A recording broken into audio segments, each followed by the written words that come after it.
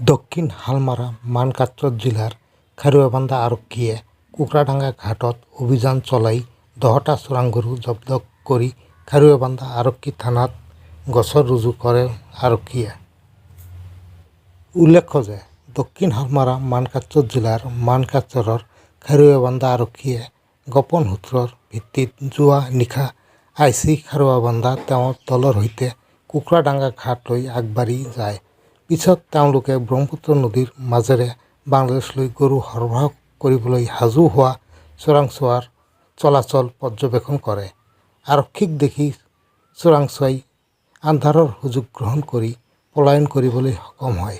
জানিব পৰা মতে একাংশ গৰু সৰবৰাহকাৰীয়ে বাংলাদেশলৈ গৰু সৰবৰাহ কৰাৰ সময়ত আৰক্ষীয়ে অভিযান চলাই 10টা গৰু জব্দ কৰে বুলি জানিব পৰা গৈছে।